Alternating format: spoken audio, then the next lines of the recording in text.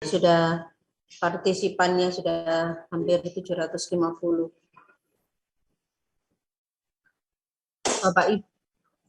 Bapak Ibu kita mulai nggih.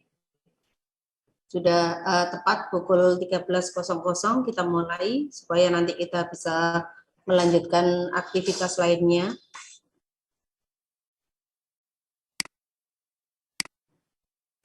Bismillahirrahmanirrahim. Assalamualaikum warahmatullahi wabarakatuh. Selamat siang Bapak dan Ibu semuanya. Yang kami hormati Bapak dan Ibu pengawas jenjang sekolah dasar, Bapak Ibu koordinator urusan kurikulum yang insya Allah hadir bersama dengan guru kelas 6 dan juga mungkin ada beberapa tenaga admin ya, Bapak Ibu semuanya yang telah hadir di ruang meeting Zoom ini. Alhamdulillahirrahmanirrahim, puji syukur kehadirat Allah SWT kita bisa bertemu bersama, okay, Bapak dan Ibu. Sudah ada 757 partisipan, okay. Kita mulai saja Bapak dan Ibu. Yang pertama, sebelum kita ke agenda inti dari pertemuan meeting Zoom ini, Bapak Ibu, pertama kami ingatkan kembali, minta tolong Bapak dan Ibu untuk senantiasa tidak bosan-bosan selalu menjaga lingkungan, menjaga lingkungan sekolah, baik itu terkait kebersihannya, keamanan dan lain sebagainya. Keamanan itu luas ya Bapak dan Ibu. Keamanan anak-anak terutama ya. Jika Bapak Ibu di sekolah menemui hal-hal yang tidak sesuai ya, perilaku-perilaku yang tidak sesuai dan lain sebagainya, segera Bapak Ibu tolong siap siaga, segera berkoordinasi dengan Dinas Pendidikan agar kami dapat melakukan langkah-langkah yang harus kami lakukan ya. Kemudian Bapak dan Ibu, insya Allah nanti ya, karena yang hadir ini adalah Bapak Ibu sekolah negeri dan swasta se-Kota Surabaya, insya Allah minggu depan kami akan mengagendakan mengundang admin dari sekolah-sekolah yang selama ini tidak menggunakan aplikasi rapot online Dinas Pendidikan untuk kelengkapan data yang ada di SK Rapot ya Bapak dan Ibu. Jadi kita tahu bersama bahwa salah satu menu yang ada di aplikasi rapot online adalah SK Rapot yang berisi data nilai rapot siswa kelas 6 tahun ajaran berjalan mulai dari semester 7 sampai dengan semester 11. Nah, nanti sekolah-sekolah yang belum lengkap pengisiannya akan kami undang untuk melakukan entry di dinas ini. Kemudian Bapak Ibu nanti membawa leger atau buku kumpulan nilai rapot anak-anak tersebut, sehingga entry-nya kami berikan kesempatan di Dinas Pendidikan. Baik Bapak dan Ibu, agenda kita yang pada pertemuan ini adalah terkait kelulusan siswa kelas 6 atau standar kelulusan siswa kelas 6 tahun pelajaran 2022-2023. Mas Riza, bisa ditayangkan? Nanti sedikit kita juga akan menyinggung terkait kenaikan kelas, nih, Bapak dan Ibu, karena barangkali nanti di dokumen 1 ada yang belum sesuai, nanti bisa langsung disesuaikan ya. Jadi agenda kita siang hari ini adalah kita akan sharing terkait kenaikan kelas dan kelulusan untuk kurikulum 2013. Bapak Ibu pengawas yang hadir di ruang meeting Zoom ini, nanti kalau ada hal-hal yang perlu ditambahkan, kami beri kesempatan setelah saya menyampaikan ya. Oke, monggo lanjut Mas. Nah, Bapak dan Ibu, berbicara tentang kenaikan kelas dan kelulusan untuk kurikulum 2013. Mengapa kurikulum 2013? Karena anak-anak kita, anak-anak kelas 6 saat ini, mereka adalah anak-anak yang menggunakan, yang dalam proses belajarnya menggunakan kurikulum 2013 ya. Kemudian dasar hukumnya adalah yang pertama tentu saja yang utama Undang-Undang Nomor 20 Tahun 2003 tentang Sistem Pendidikan Nasional. Kemudian yang kedua adalah peraturan pemerintah yang mengatur standar nasional pendidikan atau SNP. Tahun 2021 kita tahu ada PP nomor 57 tahun 2021, kemudian telah diperbarui dengan telah dilakukan perubahan dengan PP nomor 4 tahun 2022 ya, yang mengatur tentang standar nasional pendidikan.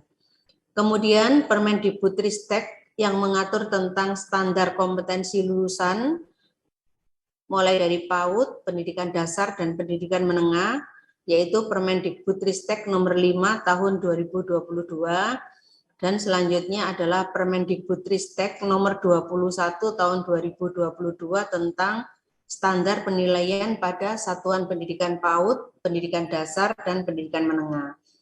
Inilah dasar-dasar hukum yang mendasari kita di dalam menyusun kriteria kenaikan kelas dan kelulusan untuk tahun pelajaran 2022-2023 ini, Bapak dan Ibu.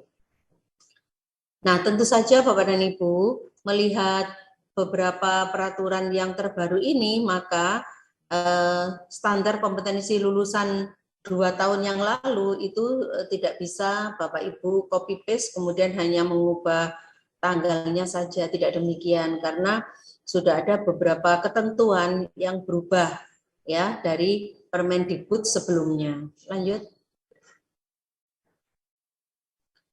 Nah, sangat penting kita ketahui bersama bahwa dengan adanya peraturan pemerintah maupun Permendikbud yang tadi saya sampaikan, maka yang pertama ini tidak terlalu berpengaruh ke kita ya, karena mengatur tentang PAUD yang nomor 1. Kemudian yang nomor 2, 3, dan 4 bahwa Permendikbud nomor 53 tahun 2015 tentang penilaian hasil belajar oleh satuan pendidikan dan oleh pendidik dan satuan pendidikan pada pendidikan dasar dan menengah sudah tidak berlaku. Kemudian standar penilaian sebelumnya yaitu standar Permendikbud nomor 23 tahun 2016 tidak berlaku. Demikian halnya dengan Permendikbud nomor 43 tahun 2019 tentang penyelenggaraan ujian ya. Nah, dengan demikian Bapak dan Ibu, kita sudah tidak menggunakan dasar hukum yang ini ya. Oke, lanjut. Nah, kita fokus kepada Permendikbud yang mengatur tentang kenaikan kelas dan kelulusan ya, Bapak dan Ibu. Jadi, dalam Permendikbudristek nomor 21 tahun 2022 ya, Permendikbudristek nomor 21 tahun 2022 disebutkan bahwa poin-poin pentingnya adalah ada 3 ini. Yang pertama bahwa penentuan kenaikan kelas dilakukan dengan mempertimbangkan laporan kemajuan belajar yang mencerminkan pencapaian peserta didik pada semua mata pelajaran dan ekstrakurikuler serta prestasi lainnya pada 1 tahun ajaran. Jadi untuk menentukan siswa itu naik kelas atau tidak ya di tahun ajaran itu, maka acuannya adalah dengan mempertimbangkan capaian kemajuan hasil belajar peserta didik termasuk ekstrakurikuler dan juga prestasi lainnya dalam 1 tahun pelajaran. Kemudian Bapak dan Ibu, penentuan kelulusan dari satuan pendidikan dilakukan dengan mempertimbangkan laporan kemajuan belajar yang mencerminkan pencapaian peserta didik pada seluruh mata pelajaran dan ekstrakurikuler serta prestasi lainnya pada tingkatan kelas untuk sekolah menengah pertama atau bentuk lain sederajat. Yang nomor 2 ini untuk SMP ya Bapak dan Ibu. Jadi penentuan kelulusan untuk SMP ya ini sekedar Bapak Ibu tahu.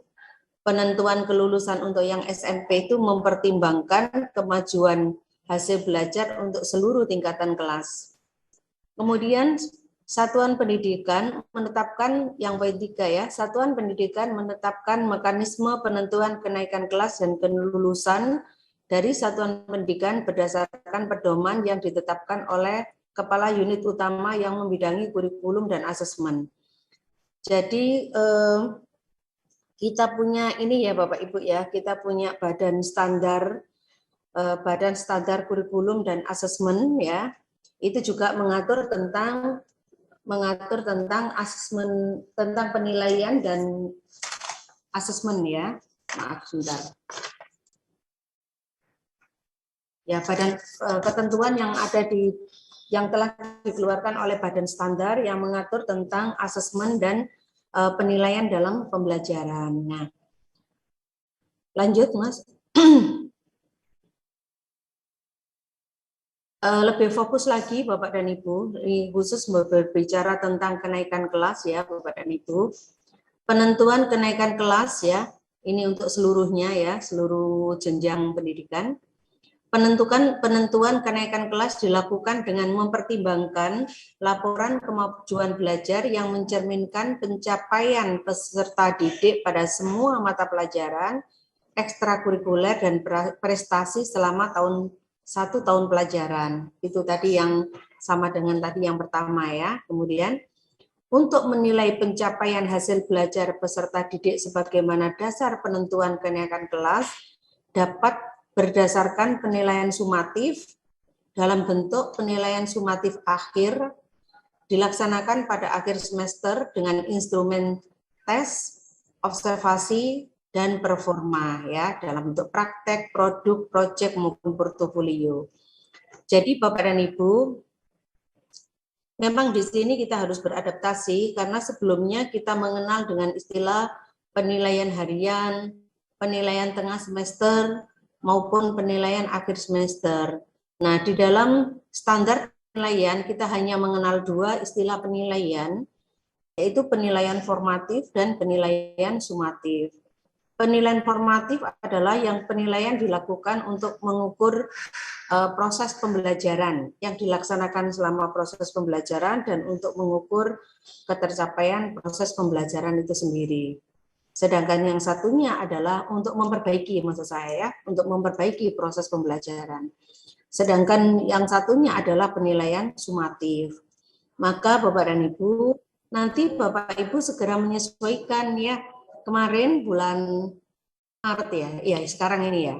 Di bulan Maret ini saya lihat memang beberapa sekolah melaksanakan penilaian tengah semester. Nah, jadi pada saat Bapak Ibu mengambil judul penilaian tengah semester, itu artinya Bapak dan Ibu belum mengimplementasikan Permendikbud ya, yaitu tentang standar penilaian. Tuh, okay? Nah, kemudian poin yang ketiga, penilaian pencapaian hasil belajar peserta didik untuk kenaikan kelas dilakukan dengan membandingkan pencapaian hasil belajar peserta didik dengan kriteria pencapaian tujuan pembelajaran yang ditetapkan oleh pendidik. Jadi ketercapaian tujuan pembelajaran ini Bapak Ibu guru pasti sudah tahu ya. Tujuan pembelajaran ini kan dirumuskan di dalam perencanaan pembelajaran. Nah, untuk mengukur ketercapaian hasil belajar peserta didik tentu saja harus melihat ketercapaian tujuan pembelajaran yang telah ditetapkan oleh pendidik dalam perencanaan pembelajaran. Dalam proses penentuan peserta didik tidak naik kelas, nah Bapak Ibu, poin yang keempat, dalam proses penentuan peserta didik yang tidak naik kelas, perlu dilakukan musyawarah dan pertimbangan yang matang, sehingga opsi tidak naik kelas menjadi pilihan paling akhir apabila seluruh pertimbangan dan perlakuan telah dilaksanakan. Nah, nanti pasti akan ada pertanyaan, boleh nggak tidak naik kelas? Jadi sebenarnya boleh-boleh saja sebenarnya, boleh-boleh saja, tetapi yang perlu difahami bersama adalah bahwa opsi tidak naik kelas ini adalah opsi terakhir setelah berbagai upaya dilakukan oleh pendidik atau sekolah, ya. Jadi apa upaya-upaya yang dilakukan oleh sekolah itu? Nah, tentu saja sekolah sudah melakukan apa namanya remedi misalnya kalau itu dari hasil belajarnya atau penilaiannya belum tercapai ya. Nah, kemudian Back dulu, back dulu. Kenaikan kelas. Oke. Jadi tidak menaikkan siswa, tidak naik kelas itu boleh, tetapi itu adalah opsi terakhir. Setelah berbagai upaya dilakukan, ya, sekolah telah melakukan remedi, sekolah telah merubah bentuk penilaiannya, mungkin karena dia gaya belajarnya bukan gaya belajar yang visual, maka dia tidak perlu dites dengan tes tulis, boleh bentuk tesnya diganti, koordinasi dengan orang tua, mengubah cara belajar, mendampingi siswa, dan seterusnya. Jadi di sini saya ingin menekankan kepada Bapak Ibu semuanya bahwa jika pada akhirnya ada sekolah yang tidak menaikkan siswa untuk ke tingkat kelas yang selanjutnya, itu adalah merupakan opsi terakhir setelah berbagai upaya itu dilakukan. Oke, next. Nah, selanjutnya adalah terkait hal-hal yang berkaitan dengan kelulusan, ya. Penentuan pertama, ya Bapak Ibu, poin 1, penentuan kelulusan dari satuan pendidikan dilakukan dengan mempertimbangkan laporan kemajuan yang mencerminkan pencapaian belajar peserta didik untuk seluruh mata pelajaran dan ekstrakurikuler serta prestasi lainnya setiap tingkatan kelas untuk sekolah menengah pertama.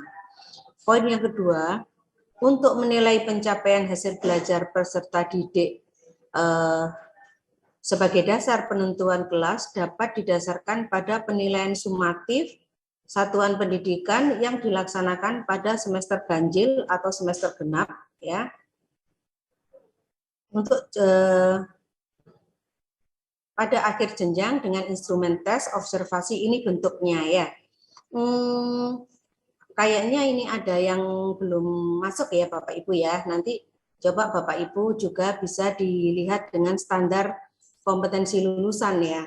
Jadi untuk untuk kelulusan, ya, untuk kelulusan pada jenjang ini kebetulan poin 1 ini SMP, yang poin 2 sebenarnya untuk kenaikan kelulusan, ya, kelulusan pada SD itu yang digunakan adalah penilaian hasil belajar pada kelas 5 dan kelas 6. Mohon maaf, sebentar.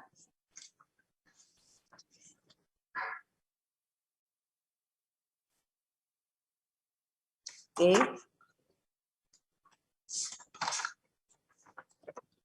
Kemudian poin 3, sama dengan tadi bahwa penilaian pencapaian hasil belajar peserta didik dan kelulusan akan dilakukan dengan membandingkan pencapaian hasil belajar dengan kriteria pencapaian tujuan pembelajaran yang ditetapkan oleh pendidik. Nah, pendidik perlu memonitor dan mengkomunikasikan sepanjang proses pembelajaran, bukan hanya pada akhir semester atau akhir tahun saja. Nah, untuk kelulusan Bapak dan Ibu, ya, untuk kelulusan pada Bapak Ibu nanti bisa lihat pasal 10, ya. Pasal 10 pada standar penilaian Permendikbud nomor 21 tahun 2022. Di sini disebutkan bahwa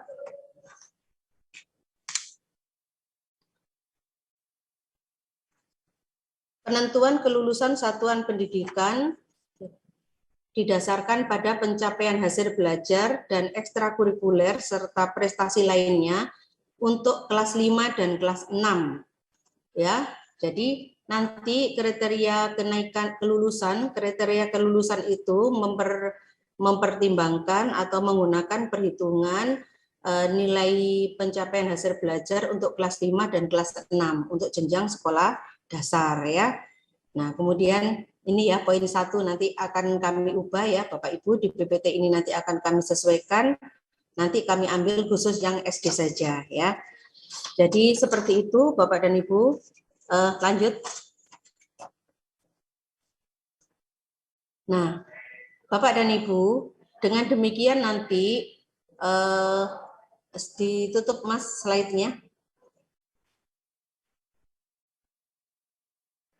Oke, baik Bapak dan Ibu. Jadi intinya yang ingin kami sampaikan adalah bahwa dengan adanya Permendikbud nomor 21 tahun 2022 tentang standar penilaian Bapak dan Ibu, maka Bapak dan Ibu nanti Bapak Ibu Koordinator Urusan Kurikulum bersama dengan Bapak Ibu Guru kelas 6, silakan nanti panjenengan menyiapkan membuat standar kriteria kelulusan dari sekolah masing-masing mengacu kepada Permendikbud terbaru. Tentu saja nanti didampingi oleh Bapak dan Ibu pengawas pembina masing-masing. Beberapa ketentuan SKL dulu yang mengatakan bahwa siswa dinyatakan lulus, poin 1 ya dulu, siswa dinyatakan lulus jika memiliki laporan hasil belajar dari kelas 1 sampai dengan kelas 6 semester 1. Nah, itu tentu saja sudah tidak dilakukan. Hal itu sudah clear pada waktu kita melakukan kegiatan verifikasi nominasi. Bahwa anak-anak kelas 6 anak-anak kelas 6 kita sekarang yang saat ini berada di kelas 6 ya, itu mereka laporan hasil belajarnya telah lengkap dari semester 1 kelas 1 sampai dengan semester 11 kelas 6. Nah, sehingga nanti di dalam penentuan kriteria kelulusan, Bapak Ibu mempertimbangkan penilaian hasil belajar, ya, penilaian hasil belajar, penilaian kegiatan ekstrakurikuler dan prestasi belajar siswa lainnya. Sedangkan untuk semester kelas 5 dan kelas 6, itu nanti yang merupakan mendasar, perubahan mendasarnya di situ. Kemudian yang kedua, Bapak dan Ibu, saat ini juga telah terbit petunjuk teknis penulisan ijazah ya. Nah, di sana nanti Bapak dan Ibu menyesuaikan beberapa hal karena di dalam merumuskan kriteria kelulusan itu kita tidak bisa terlepas dari juknis penulisan ijazah, di mana nanti nilai yang digunakan adalah nilai per mata pelajaran itu adalah skala 0 sampai 100 sampai 2 angka di belakang koma. Silakan Bapak Ibu bisa download, insya Allah di internet sudah ada, dan memang sengaja tidak kita paparkan karena kita hari ini tidak berbicara tentang penulisan ijazah, kita berbicara tentang standar kompetensi lulusan ya. Jadi dengan selesai pertemuan ini Bapak dan Ibu, silakan Bapak Ibu tim kurikulum yang ada di sekolah masing-masing mencermati kembali. Yang pertama adalah Permendikbud nomor 5 tahun 2022. Saya ulangi lagi, Permendikbud nomor 5 tahun 2022 tentang standar kompetensi lulusan, kemudian Permendikbud nomor 21 tahun 2022 tentang standar penilaian, kemudian panduan pembelajaran dan asesmen pendidikan. Nah, dari 3 itu silakan nanti Bapak dan Ibu membuat draft SKL untuk siswa kelas 6.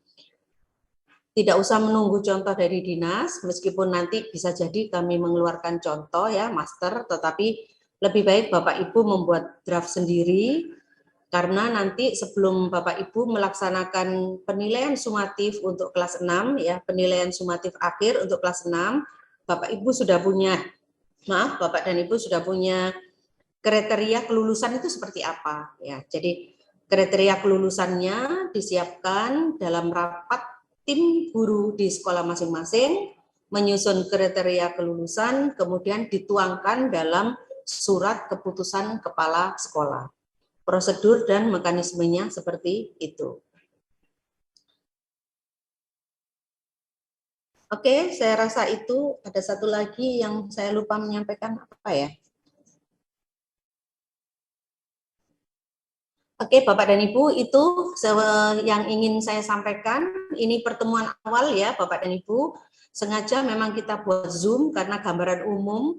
Kami hanya ingin menyampaikan kepada Bapak dan Ibu bahwa SKL untuk tahun ini berbeda dengan SKL tahun 2021, bahkan tahun 2022. Tahun 2022 kemarin masih ada SKL yang beberapa poin yang sama dengan 2021 dan sebelumnya, tapi yang tahun ini harus betul-betul dibuat sesuai dengan Permendikbud yang baru. Nah, nanti akan ada pertemuan lagi lebih insya Allah dalam waktu yang dekat ya Bapak dan Ibu. Nah, silakan Bapak dan Ibu, tim di sekolah masing-masing menyiapkan draft SKL, nanti dari Bapak Ibu pengawas juga membuat draft, nanti kita sharingkan bersama-sama mana yang terbaik nanti akan kita gunakan untuk sekolah semuanya, dan nanti tinggal Bapak Ibu menyesuaikan tingkat pencapaian atau nilai untuk sekolah masing-masing. Saya rasa itu Bapak dan Ibu yang bisa saya sampaikan. Ada yang mau bertanya atau cukup dulu? Monggo, kalau ada yang mau di-sharingkan, saya beri kesempatan. Masih ada waktu 10 menit.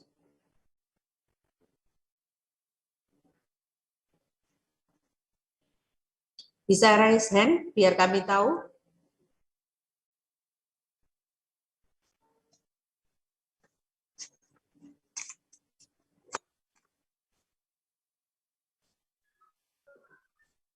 Tidak ada ya? Oh, ada.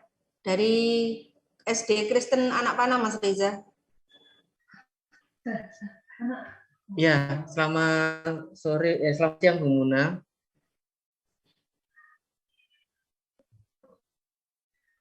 Ya, saya mau bertanya berkaitan dengan informasi tadi ketika untuk kelulusan itu kan yang diperhitungkan nilai dari kelas 5 dan kelas 6. Nanti apakah surat keterangan lulus yang nanti diterbitkan oleh dinas itu apakah juga hanya dari kelas 5 dan 6? Silakan Pak, dari ya, SD Kristen Anak Panah. Maaf, Bangsa, maaf. Iya Bu, terima kasih atas waktu.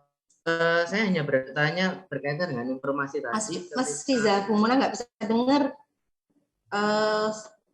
Speakernya nggak bunyi.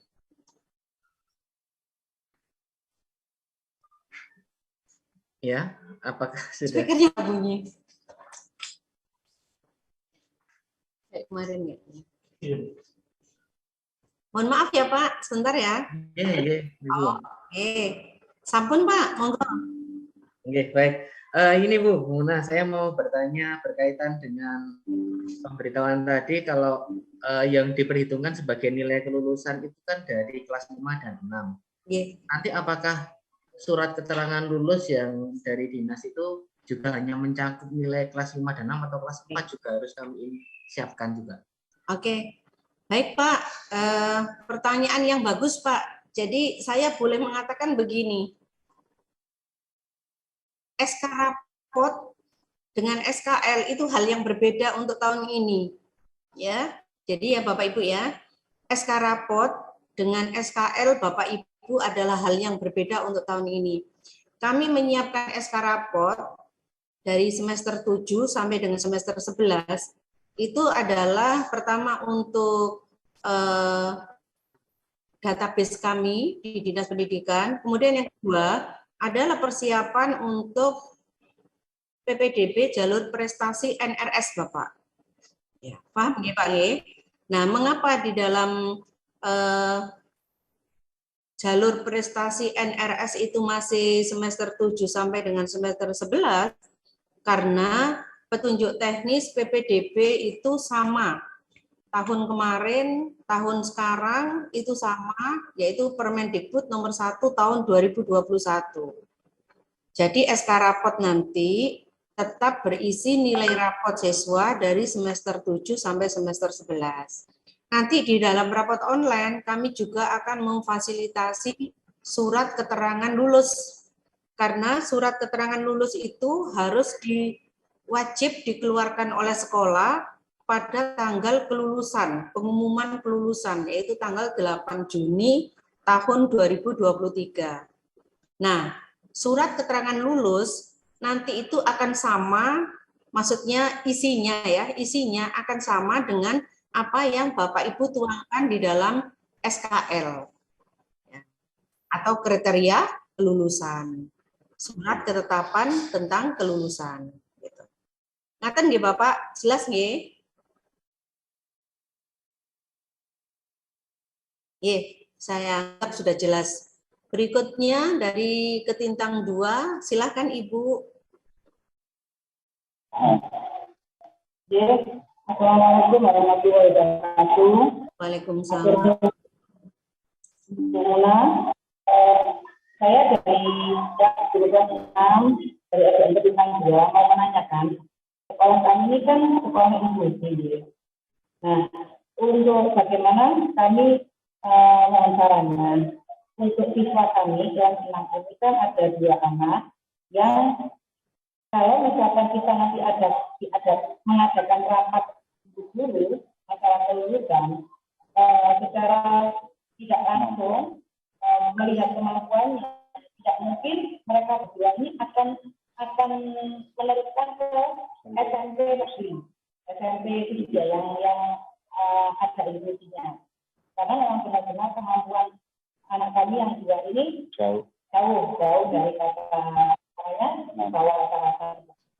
Otomatis menurut kami yang cocok dengan anak kami berdua itu ya di SLB.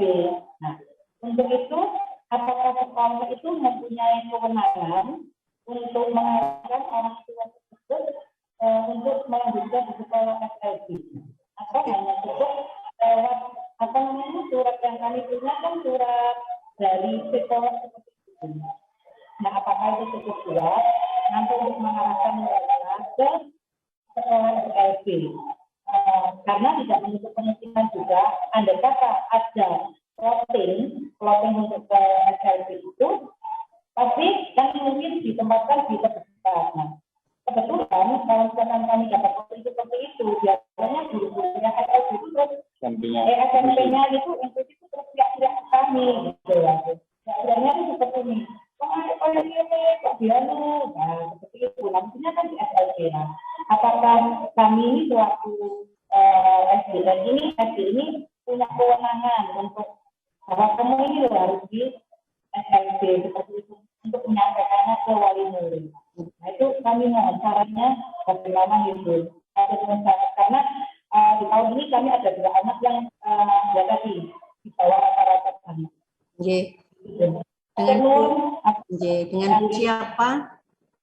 Bu Sinten? Bu Susi. Oh, Bu Susi, Jadi pertama untuk anak-anak yang disabilitas kriteria kelulusannya tentu saja khusus ya Bapak Ibu ya. Bapak Ibu susun sesuai dengan kondisi siswa masing-masing. Untuk anak-anak disabilitas itu bisa jadi kriteria kelulusan siswa yang satu dengan yang lainnya itu juga bisa jadi berbeda. Ya toh? Karena juga mereka keunikannya berbeda. Jadi pertama yang ingin saya sampaikan itu dulu ya, kelulusannya. Kriteria kelulusannya sangat bergantung kepada masing-masing individu siswa. Kemudian yang kedua, boleh tidak Ibu sekolah menyarankan ke orang tua agar anak ini pendidikan selanjutnya dimasukkan ke sekolah luar biasa.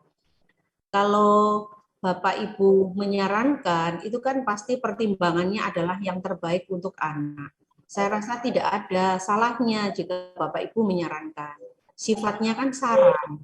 Jadi pada saat Bapak Ibu memberikan saran ke orang tua, pertimbangannya adalah demi layanan yang maksimal terhadap anak.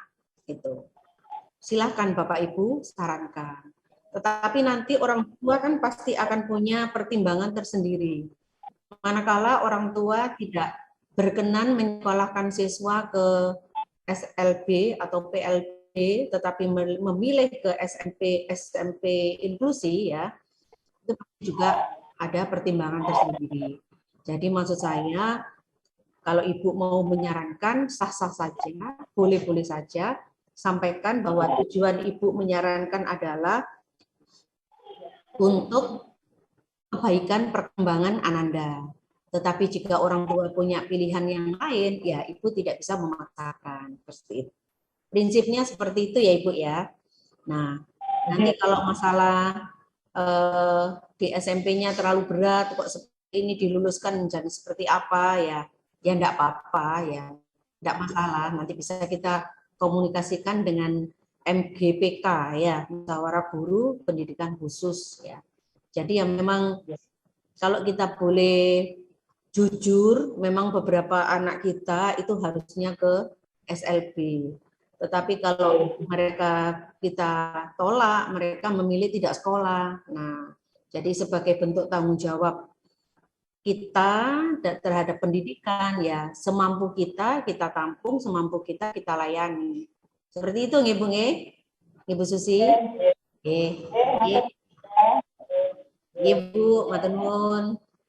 Bapak Ibu itu nggih, saya rasa itu nggih Bapak dan Ibu, sekali lagi Bapak Ibu mohon tim koordinator kurikulum bersama dengan tim guru kelas 6 tolong baca lagi, cermati apa yang ada di Permendikbud nomor 5 tahun 2022 tentang standar kompetensi lulusan dan Permendikbud nomor 21 tahun 2022 tentang standar penilaian pendidikan serta panduan penilaian dan asesmen pendidikan yang dikeluarkan oleh Badan Standar dan Asesmen Pendidikan. Dasar-dasar itu akan Bapak Ibu gunakan dalam penyusunan standar kompetensi lulusan dari sekolah masing-masing yang nanti penetapannya ditentukan dalam rapat Dewan Guru, dituangkan dalam surat keputusan Kepala Sekolah. Silakan Bapak Ibu membuat draft, nanti bersama Bapak Ibu pengawas dan dari kami dari Dinas Pendidikan, kami akan mendampingi Bapak Ibu semuanya. Saya rasa itu Bapak dan Ibu yang saya sampaikan. Terima kasih atas perhatiannya, kurang lebihnya mohon maaf. Saya akhiri. Wassalamualaikum warahmatullahi wabarakatuh. Selamat siang Bapak dan Ibu.